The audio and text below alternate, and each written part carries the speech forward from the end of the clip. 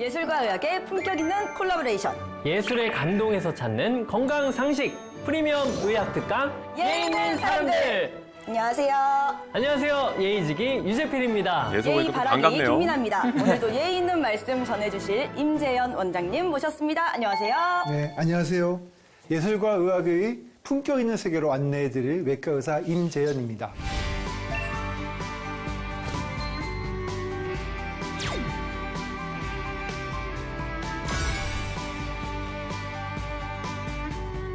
오늘의 주제도 정말로 흥미롭다고 하는데 어떤 주제죠? 네, 이 세계를 이끌고 있는 지도자들 그리고 나라를 좀 통치했던 군주들이 있지 않습니까? 그분들이 앓았던 병들에 대해서 낱낱이 파헤쳐 볼 겁니다. 내가 왕이 될 상인가? MC가 될 상이요. 감사하오. 아유, 그대도 감사가 마찬가지요. 영광이시네요. 지금 바로 가시게나. 가보시죠. 가보시죠. 천 좀 안 덮어 놓으시면 안 돼요? 궁금해 죽겠어요, 맨날. 보라천이 미워지려고 그래요. 오늘은 퀴즈로부터 시작을 해볼까요? 알겠습니다. 퀴즈. 자, 이분은 싫어하는 사람이 아마 없을 것 같아요. 오, 유재필? 죄송합니다. 미안합니다. 아침부터 왜 그러세요? 미안합니다. 얹잖아요. 김미나? 예? 유한솔? 우리 지갑 속에도 있고 호주머니 속에도 티나? 있고. 지금 저희 지갑 속에요? 잠깐만. 왕이라고 하셨죠? 지도자라고 하셨잖아요. 그쵸, 그쵸. 그렇다면 학문에도 저희가 기뻤던 분이죠. 아이고. 혹시 약간 10,000원짜리? 푸른빛의 아, 네. 푸른빛의 나란 그릇이신가요? 말씀이 뒤움기게 달아. 안 봐도 알 것 같습니다. 자, 아유, 과연 듣고 싶었어요. 아이고 오랜만에 뵙습니다. 네. 정말 대단한 분이시죠.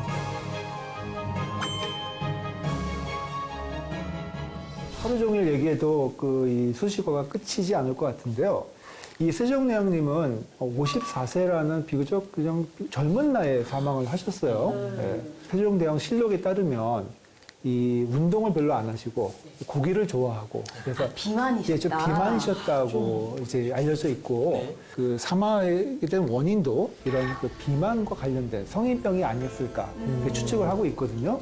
사실 말년에 눈이 굉장히 안 좋아지셨어요. 그래서 이제 시력이 좋아지지 않아서 마지막에는 잘 앞을 못 볼 정도로 시력까지. 시력이 굉장히 나빴다고 하거든요. 그래서 학자들은 비만과 관련된 즉 당뇨를 앓았지 않았을까. 왜냐하면 당뇨병을 앓게 되면 나중에 시력이 좀 나빠지는 그 당뇨성 망막병성이라는 그 합병증이 있거든요. 근데 그런 문제가 있지 않았을까. 그래서 이제 당뇨에 관련된 추측도 많이 나오고 있는데 사실 오늘 세종대왕님의 저 오해를 좀 풀어드리려고 나왔습니다. 오해가 있었어요? 어떤 이야기죠? 저가 생각했을 때는 약간 공부 많이 하셨으니까 척추 쪽도 좀 아프시지 않을까요? 너무 오래 앉아 척추 쪽도 좀 계셨어서. 아프시지 않을까요? 그럼 저희가 뭐 배웠던 척추, 측만증, 네. 착증 이런 이거 거 많이 아시네요, 이제. 이제 척추에 대해서 이제 거의 이제 많이 지식을 이제 쌓아가신 것 같은데. 척추관 협착증, 허리 디스크병 이런 것들 우리가 일반적인 허리병인데 강직성 척추염이라는 병이 있습니다. 그게 뭐죠? 강직성 척추염. 붙는 건가요? 네, 그런 병이 있는데 지금 후수에서 다시 이 세종대왕 실록을 면밀히 검토를 해보니 이 강직성 척추염과 관련된 문제를 가지고 계셨고 그로 인한 문제점들에 대한 합병증 때문에 고생하신 게 아닌가 하는 그 내용들이 있습니다.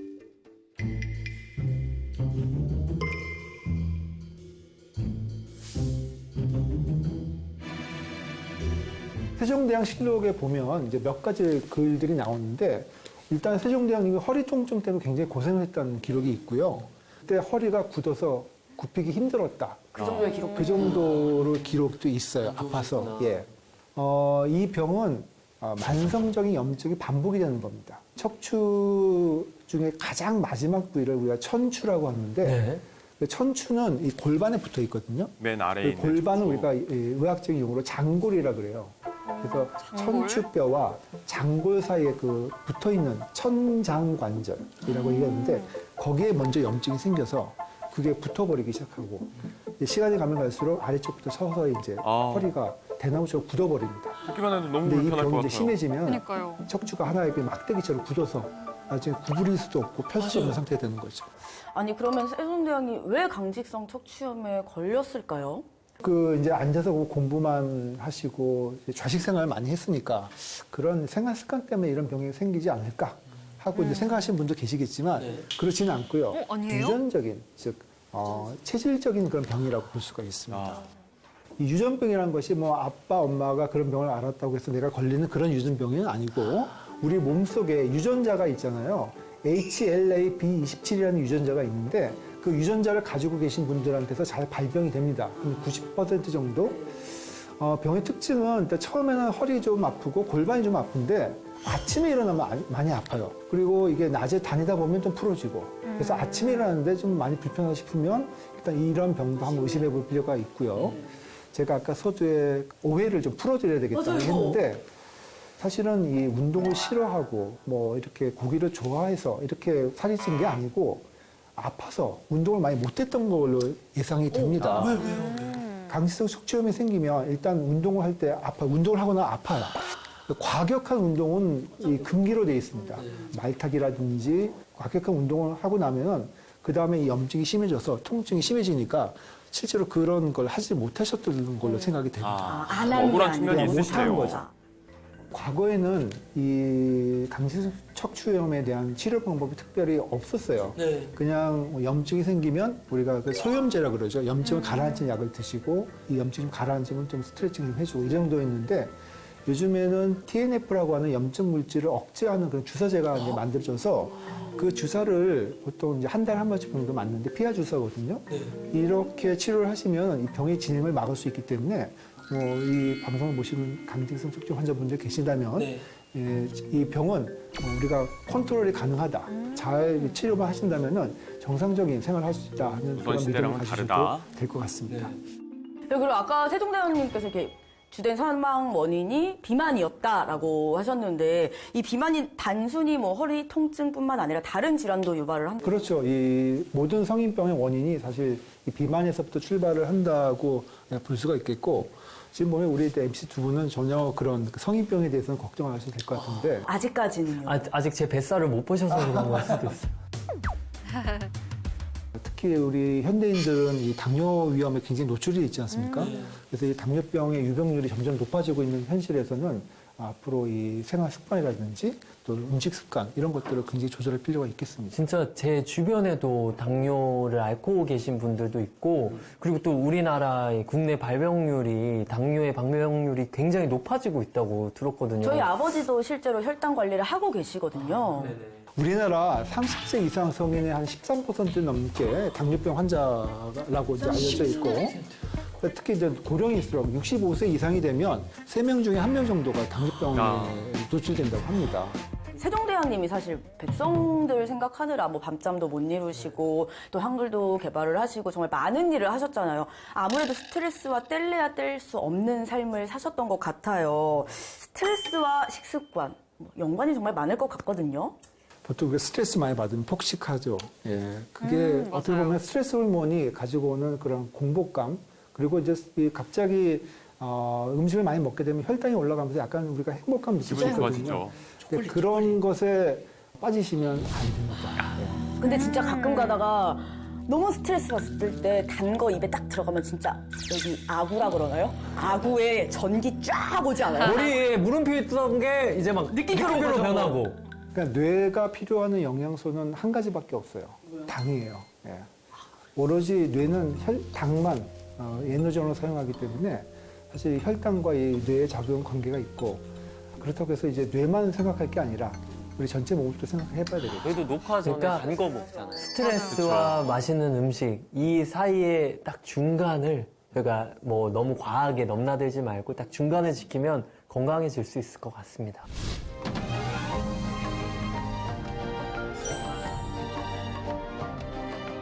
그럼 여기서 이제 식습관과 관련된 병으로 또 고생했던 지도자 한 분이 또 계시거든요. 우리 세종대왕님 말고도 또 있어요? 네. 그 다음 또 지도자로 한번 넘어가 볼까요? 좋아요. 네, 자 화면 속에 이분 누군지 다 아시죠? 이분은 모를 수가 없죠. 나폴레옹! 작은 거인. 프랑스의 제1통령이자 황제였던 바로 이 나폴레옹입니다.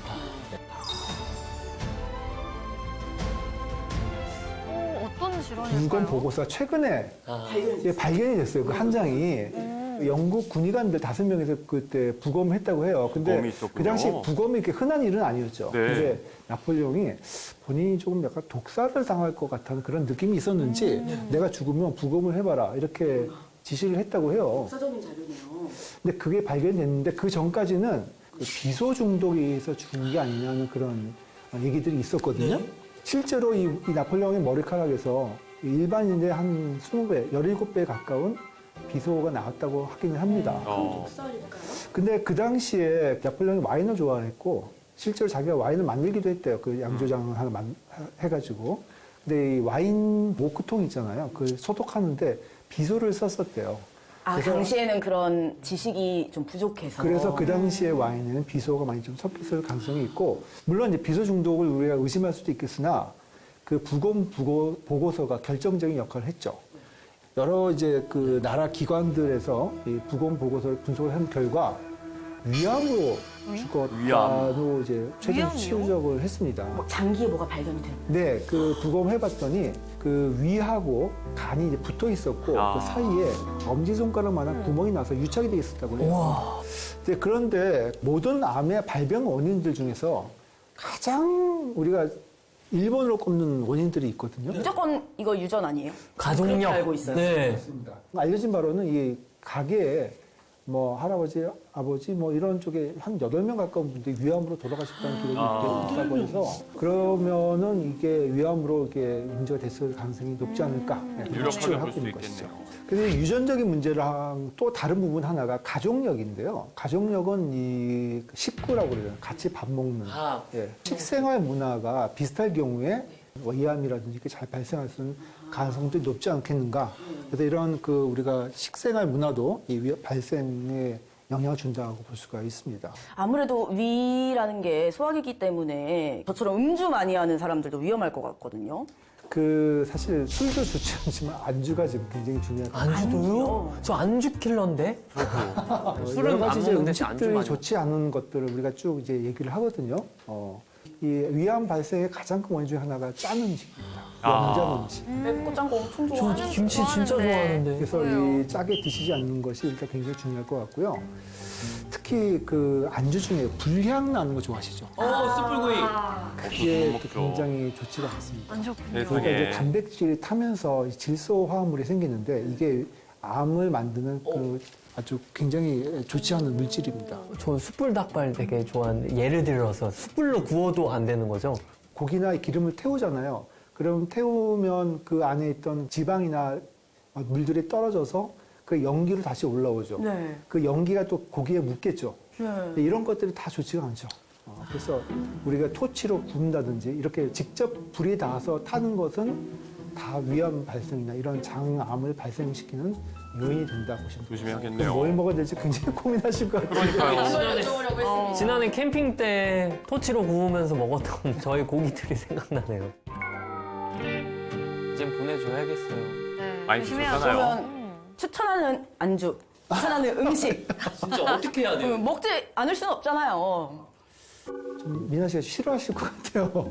왜요? 뭐 채소류라든지 야채, 그 그다음에 정도 건강에 바뀌시네요. 좋은 신선한 음식. 과일, 그다음에 단백질 같은 것도 보통 이제 수육 같이 이렇게 좀 이렇게 물에 끓여서 오. 보쌈 같은 먹는다든지. 거 괜찮습니까? 아, 예, 보쌈 좋고요. 아, 그다음에 그나마 다행이네요. 그 샤브샤브나 이런 네, 샤브샤브. 이렇게 예, 쌈장 수육도 찍어 좋고. 먹어도 돼요? 아, 짠 거는 좀 편하시면 좋겠어요. 아 그러면 뭐 매운 건 괜찮아요. 뭐 닭발도 사실은 맵고요. 저 마라탕도 좋아하고 막 그리고 막 엄청 맵게 한 두부김치 막 이런 거 있잖아요.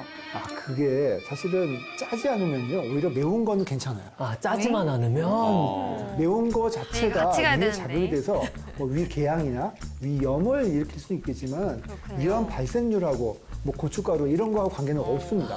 저는 그래서 일부러 매운 거 먹을 때도 있거든요. 왜냐면 먹고 나서 그 피똥 싼다 그러잖아요. 피똥 싸면 살이 안 쪄요. 이게 편집이 안 우리 되네요. 누나 이미지 좀 보호해 주세요. 너무 솔직해요, 미나 누나. 사실 이야기 짠 대로 이상하게 흘러가지만 다이어트 듣는 이유는 사실 많이 먹지를 못하거든요. 이게 식욕도 많이 떨어지고 일단 매운 걸 많이 못 먹기 때문에 음식물 섭취를 제한하는 효과가 있어서 다이어트에 좋다고 하고 근데 매운 거는 사실 짠 경우가 많아요. 그러니까 맵고 짤 경우가 많기 때문에 그래서 매운 게 좋다고 또 막 드시는 거는 좋지 않습니다. 좀 간이 삼삼한 걸 먹어야겠네요. 진짜 지방 많고 뭐 매운 거 안 되고 짠 거 안 되고. 근데 솔직히 그거 하나 여쭤보고 싶어요. 원장님의 최애 음식은 뭐예요? 맞아요. 원장님이 좋아하는 진짜 솔직히 가슴에 손을 얹고 나의 최애 음식 힐링푸드. 저는 사실 야채를 좋아합니다. 건강을 챙기자고요. 괜히 물어봤죠? 네, 예술과 의학에 만난 예의 있는 사람들, 이 왕들의 생명을 앗아간 질환들에 대해서 알아봤습니다. 오늘 이야기 마무리하시면서 꼭 하고 싶으신 말씀 있으실까요? 사실 뭘 먹어서 건강해져야 되겠다는 생각보다는 건강하기 위해서는 뭘 안 먹으면 좋을까 이런 고민을 좀 해보시는 겨울이 됐으면 좋겠어요. 일단 말씀하신 짠 거, 탄 거부터 피해 보도록 하겠습니다. 저도 샐러드에 도전해 보도록 하겠습니다. 도전! 파이팅입니다. 예술과 의학의 품격 있는 콜라보레이션. 예술의 감독에서 찾는 건강 상식 프리미엄 의학 특강 예의 있는 사람들 다음 주에 만나요.